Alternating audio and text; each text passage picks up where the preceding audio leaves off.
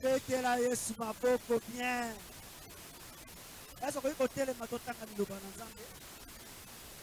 nous sommes dans le livre de Marc, chapitre 7. Ici, 4 au 8e, il y a Milou Nabiso. Marc, chapitre 7, 31 à 37. Je lis au nom de Jésus-Christ. Jésus quitta le territoire de Tyr et revint par Sidon vers la mer de Galilée, en traversant les pays de la Décapole. On lui amena un sourd qui avait de la difficulté à parler et on le pria de lui. Il le prit à part, loin de la foule, lui mit les doigts dans les oreilles et lui toucha la langue avec sa propre sang.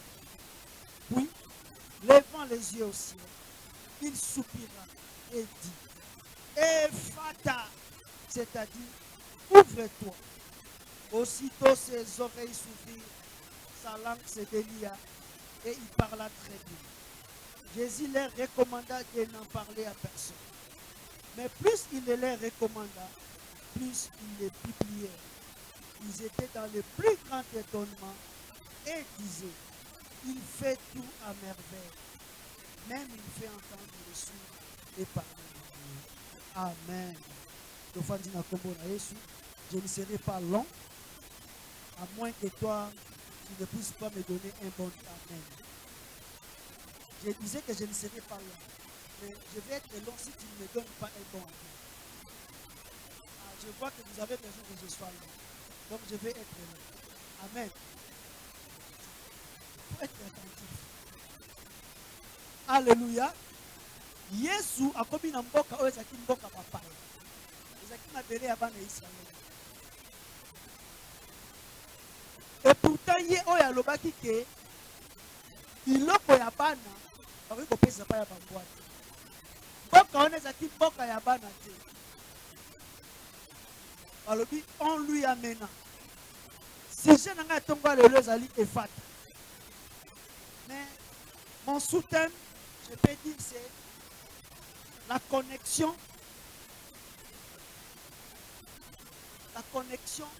aux personnes, ressources pour ta destinée.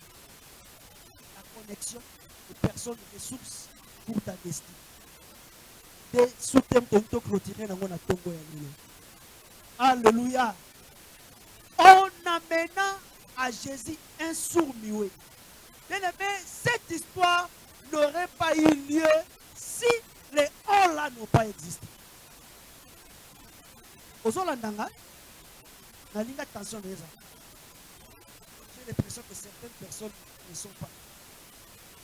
Quand on nous voit dans le bas, Ephata. Ephata.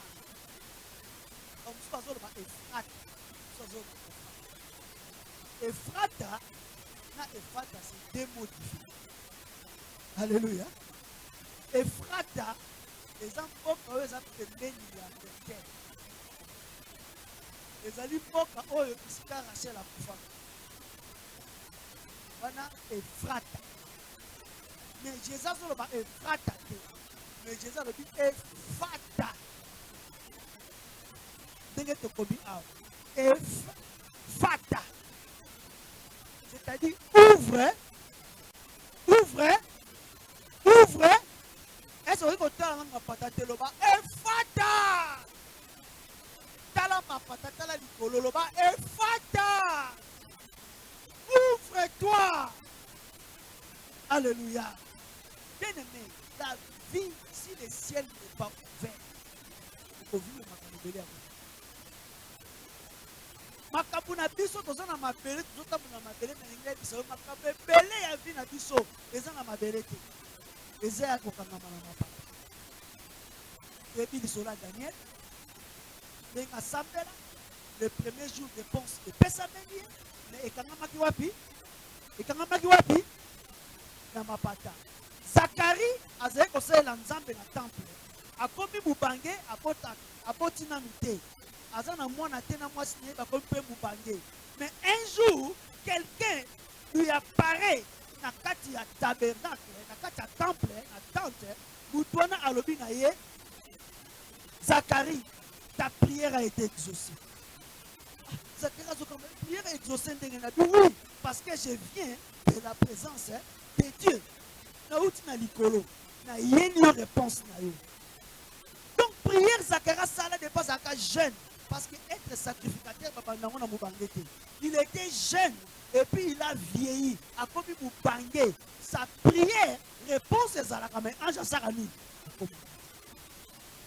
Bien-aimé, laisse que ce matin, que tu vives effort de ta vie comme tu ne l'as jamais vécu. C'est-à-dire que le ciel s'ouvre au-dessus de toi pour que tout ce que tu as prié, tout ce que tu as demandé à Dieu durant cette année 2025, au vivre. Oh, nous sommes dans la caille aussi. Alléluia. Mais dit solo ya mutu ya kufa abon alobakate ayokakate, c'est sourd-muet. Sa vie n'a pas commencé, sa délivrance n'a pas commencé dans la kouteni na Jésus. Sa délivrance a commencé puisque un jour il y a eu des gens. Puisque un jour il y a eu des hommes. Je ne sais pas si c'était des hommes. Je ne sais pas si c'était des femmes. Je ne sais pas si c'était ses amis. Je ne sais pas si c'était ses frères ou ses sœurs. Mais la Bible s'est tue pour nous dire seulement on amena cet homme à Jésus. Alléluia. On amena. Tu peux peut-être écrire dans ton cahier on amena. Alléluia. On amena cet homme à Jésus. Oh, on a des yango lisolo na ngina betelo na tombo ya lelo. Oh, on a des lelo na lingi na okanga na kati ya mater yoso bien aimé. Dans ta vie, tu as besoin de on.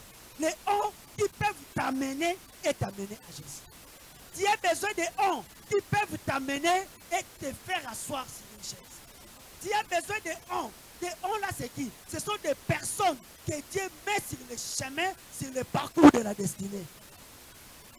Mais sur le parcours de ta destinée, si tu ne rencontres pas les hommes de la destinée, si tu ne rencontres pas les femmes de la destinée, si tu ne rencontres pas les personnes de ressources bien-aimées, tu marqueras beaucoup de pas. Tu prendras longtemps avant de rencontrer ta bénédiction.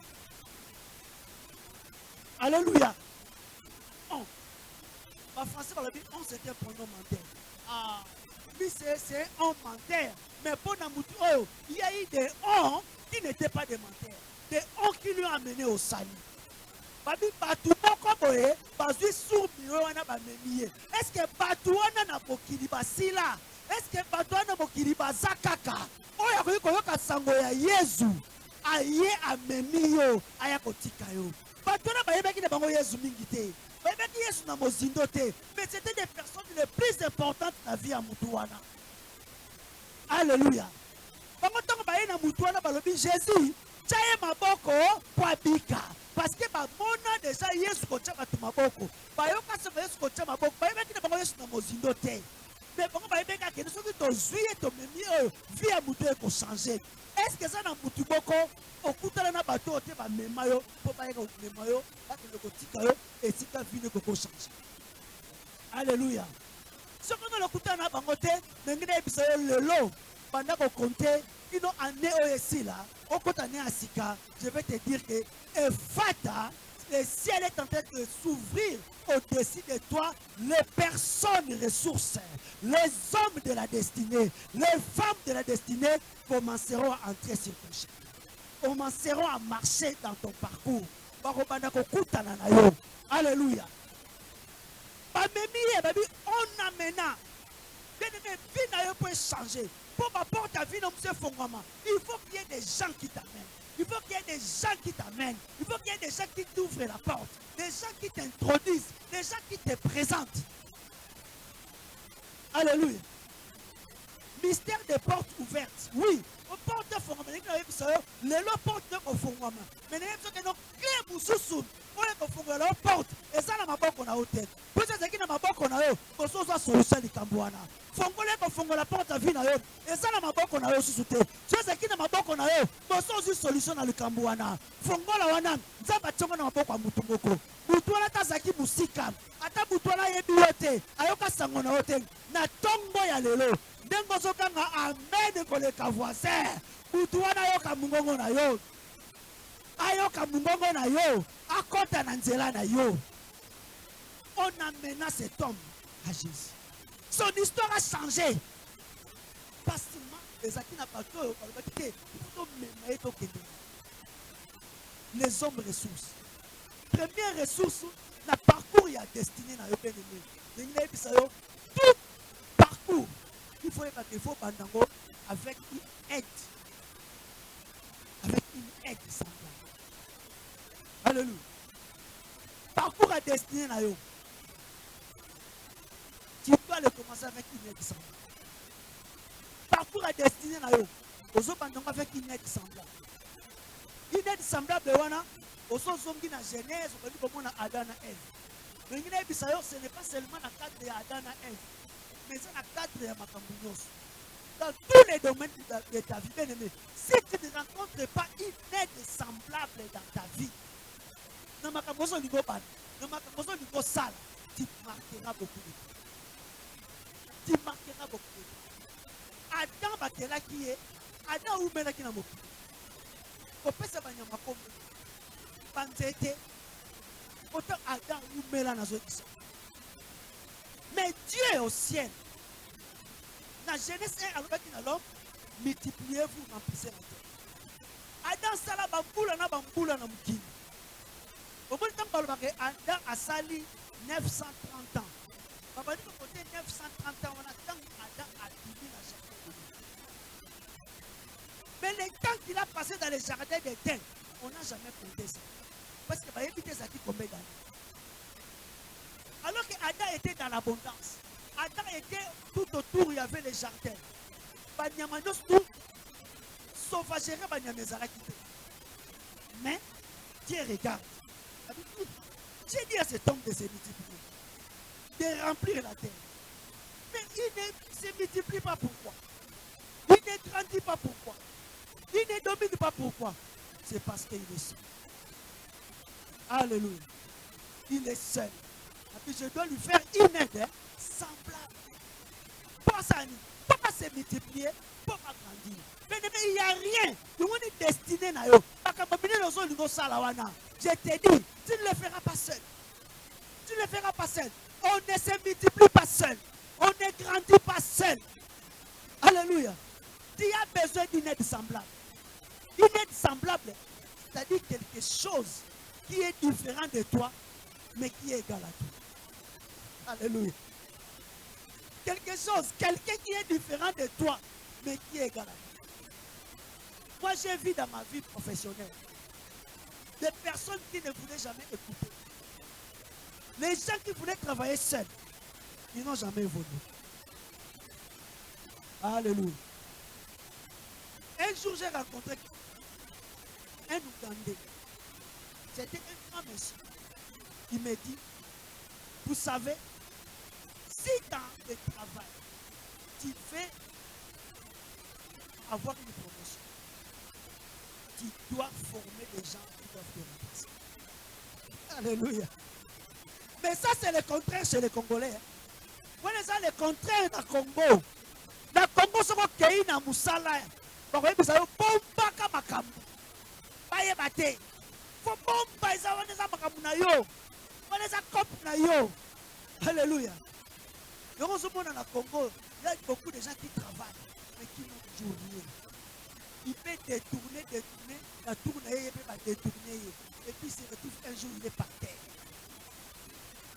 Si tu apprends aux autres des choses, tu es en train de préparer aussi ta promotion.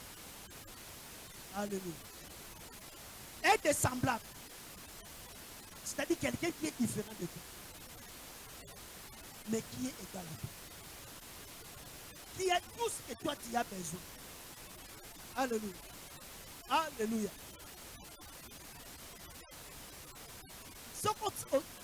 Pour les travailleurs, pour les gens qui travaillent, ceux qui ont des affaires. Alléluia. Les gens là-bas, tout autour de la Sansarabazo. Excusez-moi pour le temps. La Sansarabazo, c'est une initiative. La Sansarabazo,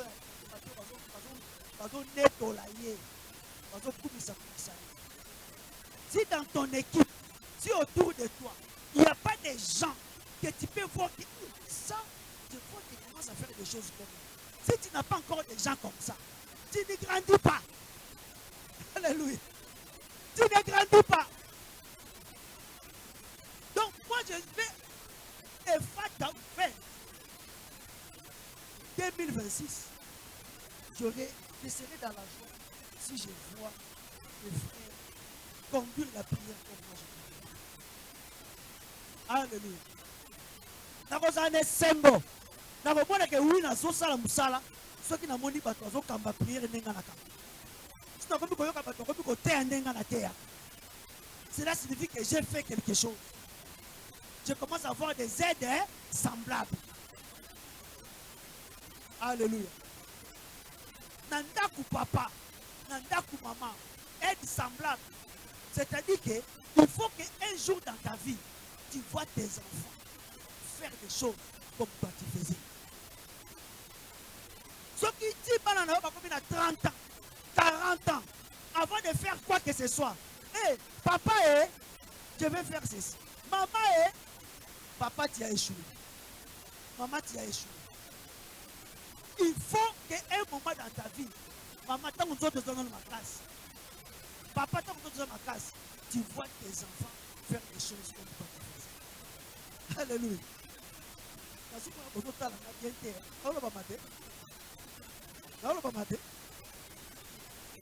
Bon,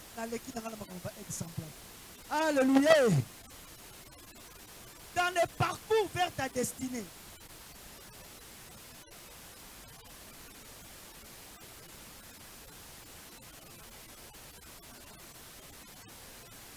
tu devras rencontrer des Melchisedec. Alléluia. Dans le parcours, il n'y a pas porte à vie dans le fond. La destinée, il n'y a pas porte pour la destinée fond, ma bien-aimée. Quand tu as marché seul longtemps, autant que lui, mon bien-aimé, je te dis que Dieu doit amener devant toi un Melchisedec. Melchisedec n'a Abraham. Là, il était encore Abraham. Abraham a bien un Nzambe éternel, tout puissant. Abraham a bien un Nzambe quand on a combo moko. Depuis bimisa ekuna na mboka na bango. Abraham a tambola, et ben Nzambe quand on a combo moko. Alors que vie n'est pas une dimension en kota na makambo mususu. Vous me le bien abisso, Abraham a coûté na Melchisedec. Ce jour-là, Melchisedec a lié 20, a lié mapa, a lié. Er a lié na Melchisedec, na souka na bo. Melchisedec a dit à Abraham, le Dieu du ciel, le Dieu très haut, le Seigneur du ciel et de la terre, il est avec toi. Alléluia. Melchisedec c'est qui? Peu importe pourquoi il y a destiné dans le fond. Bien aimé, il faut qu'un jour dans ta vie, tu rencontres quelqu'un qui a une dimension prophétique pour ta vie. Alléluia. Quelqu'un qui a une dimension prophétique pour ta vie. La dimension prophétique, la vie à Moutou. Bien aimé, ça change beaucoup de choses. La dimension prophétique, ça change beaucoup de choses. Je vous dis souvent, moi, je n'aime pas beaucoup les prophéties. Ce n'est pas que je n'aime pas les prophéties, c'est parce que j'ai peur des prophéties. Alléluia. Je n'ai pas peur des prophéties parce que dans un assomme, non, parce que je connais l'ampleur d'une prophétie. Mais les prophéties, vous voyez qu'on sait que la vie, il y a 20 ans et il y a un année. Prophétie, qu'on sait que ma cambo est ma boto là, et son la vie. Alléluia. Alléluia. La dimension prophétique, il faudrait que tu je ne parle pas de la dimension prophétique. Il y a, bon, frère, ça aussi c'est la prophétie. Mais ça c'est une autre dimension de la prophétie. Alléluia. Il y a des prophètes qui sont des prophètes du don. Il y a aussi ceux qui sont des prophètes du ministère. Alléluia. Ça dit que dans la vie, il ne faut pas porter de fond. Il faut que tu aies un bouton aye bisayo que te omoni yo il faut ça la ne oyo omoni yo place wane bongi na yo kuni place wana yo poko okota Au moins, une place, on n'a pas au sala kuna. Alléluia. Alléluia. Et ça, dans le peut-être dans la vie, papa qui sait au limite la vie, on a makambo mona, makambo yoka. Et puis tout ce que nous entendons, ça limite notre vision. Mais ce qui n'a vu, il arrive un jour, au coup de l'année, mon frère, au moment de vie, autant que son bien, regarde ce que tu dois faire. Regarde ce qui est bon pour toi. Alléluia. Cette dimension, Moïse manquait ça. Moïse a zangaki yango. Moïse a commencé à se pulmoner. 40 ans dans le désert. Moïse a 2 ans koufi. Pour nani? Donc on a yenda kutana na nzambe. Donc on a yende mutu ayoka kanzambe. Makambu nyoso yenda bande ko Jéhovah. Il suffisait seulement un simple berger. Un simple berger. Et c'était Moïse. Au monde de temps pour sa bouche. Donc on se pulmoner. Kabola ba groupe. Chaque groupe de 1000. Chaque groupe de 100. Chaque groupe de 10. Alléluia. Un seul petit conseil. Et changer l'administration de Moïse. Alléluia. Ça changeait tout. Et que Moïse a prolongé encore son temps dans le désert. Alléluia. Est-ce que la vie n'a pas été un peu de à tel lieu, à l'émission Makamoko, au lieu de la oui, des pélions na misu pa. Alléluia.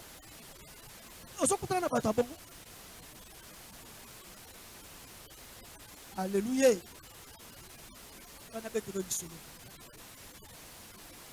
1 Samuel, chapitre 2. Chapitre 1. Bible de l'Abisso. Du fumier, de la poussière. Il fait quoi? Il ramasse les pauvres. Il le fait asseoir avec qui? Il le asseoir avec qui? Les grands de ce monde. Alléluia. Alléluia. Rencontre Abraham dans Melchizedek.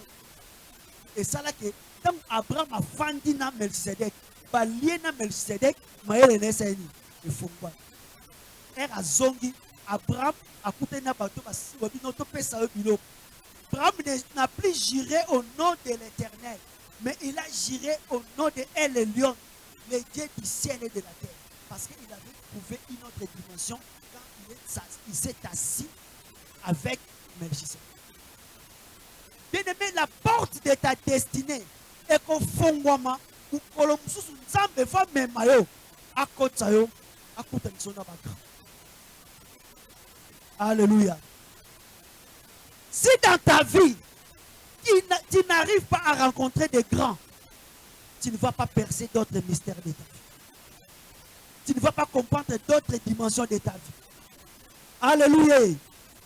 Nazo sambela mutuboko na tombo ya lelo, na midi ya lelo, que tu rencontres quelqu'un de dimension de Melchizedek dans ta vie. Que tu rencontres un grand dans ton parcours. Okutala na grand na musala o salaka. Alléluia. Okozala otongaka na yo. Mais un jour tu rencontres un grand. Akola kisoka biso moni zigzag o salako. Basala akoko ite. Ni motango ozo palusalo boko. Ni ataka bo etefu. Et quand même pédale on ozaka nango chaque jour. Mais cette émission ni ataka ngo defu. Et puis ça change ton style. Ça change tout. Au moins il lobi ba client ba komi ko kama bi oh mais o tsale ngo biya bo ndenge nini. Alléluia. Alléluia. Pour ouvrir les portes, il y a destinée à bien aimé, il faut rencontrer les gens. Il faut que ça nzamba tchapa grand anzela na. Il faut que ça nzamba kutel zona ba minene. Ta vie pour devenir grand a aussi besoin de se connecter avec des grands. Alléluia. Alléluia. Pour ouvrir les ciels de ta vie, tu as besoin dans ta vie de rencontrer des personnes comme des Jonathan. Vous en avez besoin de Jonathan dans la vie. Jonathan Zanan. Jonathan Zamutu Oyo. azala abotami roi, abotami na palais royal, abotami mwana ya roi. C'était l'enfant de Samuel, pardon, de Saoul. Mais Jonathan, ayebi ke soki papa na ya kufi, ye de fois kota na bokonzi wana. Mais un jour Jonathan bake na front. Guerre ezalaki na kati ya front wana, muto akoganya azalaki te. Et puis il y a un petit David qui est venu. Oyo abomi Goliath. Alléluia. David a saisi nini? Abomi Goliath. David a continué parce qu'on a parlé royal. Mais roi Saoul a continué que les jours à l'obéa bomaye. Jonathan, normalement, ce qui s'est que Nzambe a poni David. Nzambe a poni David mafuta pour David à la mukoti.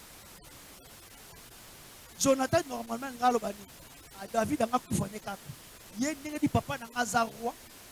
Et puis yé papa poni mafuta comme un roi. Ce qu'on a na comme un prince, na prince na ko remplacer papa na ngombe. Pour David on a gaïta. La Bible le dit Jonathan a résolu dans son cœur de défendre David. De défendre David. De parler de bien de David. La Bible le dit Jonathan a son manteau naé à latisi David. A son bilamba naé à latisi David. David a eu ta zamba. David a eu la famille pauvre. David est parce qu'il n'a plus de mingi. Il y a un peu de prévu, on n'a pas la nation boutique bango nanani. Donc parce qu'il est l'autre côté, parce qu'il n'a pas pola. Mais puisque David avait une grande destinée, Dieu a mis un Jonathan sur son chemin. Jonathan nous savons des akinini. Jonathan le dit David yaka, asibi David dans le boko, à côté de David dans le palais royal. Comment dit comme ça David, où est-ce qu'il palais royal? David a wande, il s'y cap pas kontibaliaka. David a wande sika ba konti ba sokolaka. Omoni place au soko za roi, omoni roi telemi abayaka te. Ah omoni ndenge sabo. Ça dit que David a fait un stage dans le palais royal parce que il a comme destiné na yeso bengae. Mais nanya ko côté c'est dans le palais royal. Alléluia. Bien aimé, faut quand tu ça par hasard. Au fond de je ne sais pas dans quelle commune, au fond de la quartier, mais un jour na vie na yo, au compagnie de bâti na nzela na yo, camarade di bongo boye, et pas na bongo bazaka na ndaka munene, et pas na bongo bazaka na table à manger, il y a ceux qui a 6 places, parce que la cuisine na munene, ozo ko mitala mengai na nyango, na famille na uti, tonier ka to fandi ne toko, mais na zo camarade, azo ko tsanga na ndaka munene, et ça par hasard c'est ton Jonathan, il est en train de te préparer, de te faire entrer na makambo ezozela yo. Alléluia. Yo makambo stomonaka okamoraka. Yo makambo stomonaka pour la émission pour que Nzamba fongo la porte, il faut qu'on t'amène. On amène et la kisi Jonathan fa simba yo. Jonathan fa côté on a palais royal. Jonathan fa côté ça on a bisika au comprendre te comme sous camarade David viens m'accompagner. T'imagines t'accompagner où non toquer dans la banque. Bien aimé yo aux autres na compte bancaire té. Papa na bino zaka na compte bancaire té. Nanda kuna bino boye bata chèque ndenge za la kate. Mo comprendre te comme na camarade boko akoma memo na banque azo signer chèque yo za wana ozotala. Ozotala pamba té. Ça bazo préparer yo. O mona makambo ezozela yo. Alléluia. Ba jolota bongo bakota na vie na yo. Ah, bah je le tape, on va compter la vie na yo. Bah je le tape, on va fongoler la porte. Pas l'accent ni banque fonctionne. Pas l'accent ni batambola na parlement. Parce que yo a député à lobby. Alléluia. Eh. Au quand tu viens de la bongo, viens de la bongo. Na vie na on a parcours na yo. On a besoin de Samuel. Alléluia. On a besoin de Samuel. Samuel les anani. Samuel eza muto nzamba lobi na ye na ndaku wana roi azali azana mafuta era ye bazo présenter c'est tala engambe Eliab bazaki géant Eliab bazaki déjà colonel na armée Samuel lobi sûrement yende penza nde roi nzamba poni. Alléluia. Metanga komi boye babimisi Eliab nzamba yebisi Samuel yete na boyi yami bala ye abite yete yami satwa ye abiyete. Il va le bien absorber papa Alexis pendant une sur 7. Oh. Alléluia. Il faut un Samuel na yo moko. Oya ko zoya yo apesa pa mutu mususu te. Ota ba il faut la tisaya, qu'on la tsango mutu mususu te. Alléluia. Pour ça, on a ce que ça est, qu'on peut s'en mutu mususu te. Tu dois avoir un Samuel, tu dois être patient. Azela oti tango koya. Tu dois avoir un Samuel. Ou azana fiole na yo, azela kaka yo. Apparence ya bateke lobele le côté. Alléluia. David na zamba. David est là ko pamba. Papa lobi bana basili. Prophète a dit j'ai compris une chose. Au moins il a Psaume 51. David est raison confessé. David a dit ma mère m'a considéré à l'iniquité. Pendant on a 7 bazaki na maman na bango. David bazaki na maman na. C'est pourquoi il pas venu kwa na zamba kwa kota armée. T'as la bien-aimé, même dans kota na famille oyo, bango batangi l'école minene, e bangi sa yo te. Destiné na yo, eza lié na école otangi te. Ata bango batangi sa bango, na école bakendaka na soki bus scolaire, bafutaka minerval soki combien. Destiné na yo, eza lié na école te. Destiné na yo, eza lié na komba ya classe te. Destiné na yo, eza mafuta, o nzamba bongisi po na yo. Na tongwa lelo, yamba mafuta wana. Na tongwa lelo, yamba mafuta wana. Onction ya yo, ekitela yo, elokalize yo. Ato bata mawapi, ato utano l'école moko yebana te. Peu importe ato école yebana te. Alléluia. Nengina tuna yo nanu. Mukolo balobaki na biso ke no tokomi na premier ministre ya mwasi. Alléluia. Est-ce que non école premier ministre attend? Non école premier attend. Alléluia. Est-ce que vous en êtes là bang? Parce que yoko bongana yo ya lobby. Est-ce que mutwana il faut pas tuna otanga wapi, o uta wapi, o bimana famille ni te. Tika oyo asimbi fongola ya vie na yo. Ata la apparence te. Alléluia. Ata l'apparence te. Attends, on dit pas stratégie de lui. On dit que tu masque de vieillesse, ou à combattre, ou à balayer. Les gens ont dit que un masque de vieillesse, ou à répéter à coup de imoko. Moi, je ne vois pas l'apparence. Ou qui est quand on a un mona, quand on a un bongo, quand on a un moyen, quand on met la bagie, quand on a un sauce, un gâteau, on a taillé qu'on fait d'awa. Alléluia. Eh, comment ngakate? Comment minimiser kate? Comment mona kapambate? Ata baboki on a zamba. Ata babombi wapi? On amena les sourds-muets à Jésus. Zamba continue de l'autre bateau ba sani. Bakoya kobe mayo. Bakoti so na destiné na yo. Muta kota l'apparence na yo te. Muta kota la limite ya âge na yo te. Kota la limite ya classe otangi te. Kota la limite ya ba défaut na yo te. Il ne verra pas ça parce que na moment on a abandonné kande o tsamba zolo. Alléluia. Alléluia. La vie na yo, na deux points, tu as besoin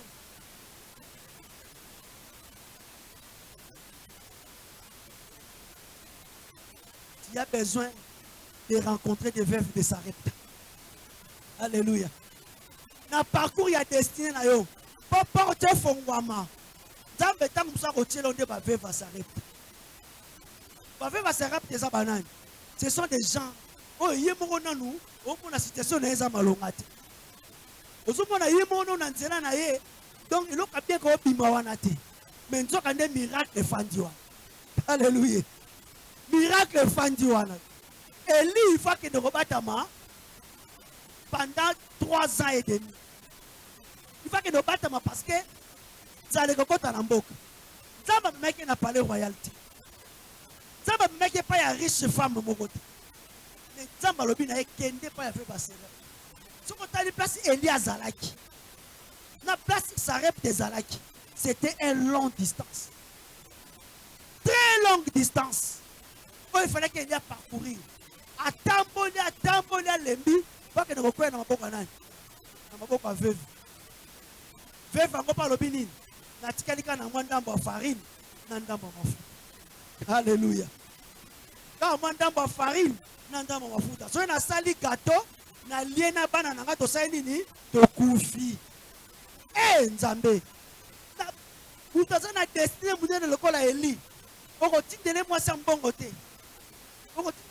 riche mon côté besoin en charge. Motinde lié car aveugle. Alléluia. La vie a rendez-vous à destinée. Et un rendez-vous à donner et recevoir. Rendez-vous à destinée. Et un rendez-vous à donner et recevoir. C'est-à-dire que si tu vas, tu rencontres, tu vas là où Dieu t'envoie. Dieu va s'arrêter. C'est-à-dire que au moment où tu es en entreprise, tu es en train de kende kuna. Au kotiwana. Donc tu es talibé. Qui t'a malongé ezate? Peinture ezate? Quand on a banni au salle 2003. La ça la société moko. Société on a koti ba tchenga na atelier ya menuiserie. Ba tchenga na bureau ça na ngolo ba atelier ya menuiserie, ba sali bureau moko na coin. Bureau ngo climatiseur et kufa. Il faut qu'on regarde la porte, la fenêtre, parce que tu es poussé à ma baille de côté. Alléluia. Mais, pour ça, on a fait la prière à 40 jours. La 40 jours, on a fait la prière à 40 jours.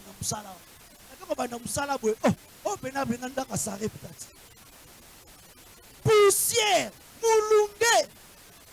Bon, problème est ça. Les rendez-vous à donner et recevoir. Na pesa ka onga na zanango. Na pesi on a zaki nango. Et comme pas mundele kao. Habi celui-là, il faut l'engager. Il faut l'engager. Balongo lingana atelier menuiserie, ba yo kotanga na bureau. Na koti na bureau, il y avait un seul ordinateur. Un seul ordinateur. Au quand il ne peut pas bailler. Ça la moyen ndenge ni. Atika la ngai. Alléluia. Alléluia. Bien aimé, ça n'avait pas fait 6 mois. On est passé de 1 à 9 ordinateurs. À l'époque, nous étions 2 bureaux à Kinshasa. Autres matériel des bureaux. Je suis encore jeune. J'ai fêté mon jubilé cette année. Donc, ce qui est en 2023. J'étais encore plus jeune. Alléluia. Mais j'ai siégé avec les directeurs. J'ai décidé sur le sort des gens. On me disait, ingénieur, au monde il faut le 100 personnes. Je devais décider que mais quand j'ai commencé là-bas, c'était dans un petit bureau. La poussière à ma balle. Alléluia. Et c'est la bouton à l'ingui destiné comme elle fait ça mounene. À l'ingui à côté en gloire. À côté en tapis rouge. Joseph à côté en Égypte, à côté en tapis rouge. Joseph à côté en Égypte, le col esclave.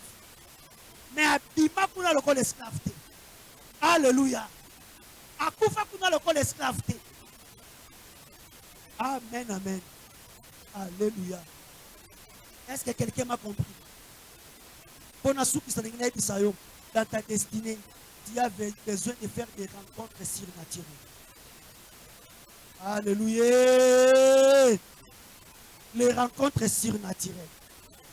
Bien aimé, je vais dire à quelqu'un, le surnaturel existe. La Bible est surnaturel, hein? Le surnaturel, hein? Histoire à Marie. Marie a potami. C'est que non, moi, si faut ça là, moi, c'est capable de la Marie a pas tel qui m'a séqué. A puis, non, il va nous valider. Dans un cas, on a fiancé. A Koli Bongo. A Koli a 17 ans, 18 ans. Vous comme sous Marie a Fandi Boy. Attends la boy. Vous tout le monde a pembe bimeli. A puis, Marie. Zambazana. Marie a puis Makambili. A puis, tu n'es pas sûr que non, ma zen. Marie bien, papa. Gaï, tu ne peux pas dire que tu n'as pas déjà fiancé. Tu as besoin de faire des sanga. Tu as besoin de faire des boka. Au moins, tu as besoin de faire ce sont des choses surnaturelles. Le Saint-Esprit surviendra sur toi. Alléluia. Le Saint-Esprit surviendra sur toi. Quand l'ange a quitté Marie, l'histoire de Marie est changée. À l'époque à Marie, pas vierge, pas inquiétée. Les autres, on n'a pas entendu leur histoire. Les autres, tu as comme solo na bangoté. Tu as bangoté parce qu'ils n'avaient rien de surnaturel à nous rencontrer. ta vie est quand on a dimension mususu. Histoire de quand on a dimension mususu. Lorsque tu auras des choses surnaturelles à rencontrer. Yo betaka lisola nzambe ya Bible, Jean tout ça. Mais qu'est-ce que tu as de surnaturel de Dieu en toi? Qu'est-ce que tu as de surnaturel de Dieu dans ton parcours? Alléluia. Tikangoluya nzambe localisé na tongwa lelo. Grâce à nzambe localisé na tongwa lelo, pour qu'on vive une dimension surnaturelle dans ta vie, même ceux qui m'ont bloqué, même s'il y avait des choses qu'on avait dit impossibles dans ta vie, que toute impossibilité devienne possible dans ta vie. Ma histoire n'est changeable à cause de cette rencontre. L'histoire de Paul est changeable à cause de la rencontre surnaturelle. Paul a dit il y a 14 ans, Paul n'a pas dit que il a dit mais na zoba ke kolomoko na fanda boy nzamba memanga depuis ce qui na nzoto to na musunime je me suis retrouvé au 3e siècle. Alléluia. Je me suis retrouvé où? Au 3e siècle. C'est pourquoi Paul a fallu pour braver ma camionneuse. Tala vie à Paul place où allait occuper na kata pharisien. C'était un grand. C'était parmi les disciples proches de Gamaliel. Un grand docteur. C'est-à-dire qu'il était promis un jour à comme un grand docteur dans Israël. Mais à cause de la rencontre surnaturelle qu'il avait eue, il a tout laissé. Il a dit, ce qui était comme moi un gain, je les regarde maintenant comme la boue. Bien aimé, parfois, aux autres on s'est tracassé, aux autres c'est pour des choses qui en sont debout. On s'est tracassé nango, aux autres nango, et ça nous poto. Dans le continent destiné na yote. Laisse qu'un surnaturel vienne te réveiller.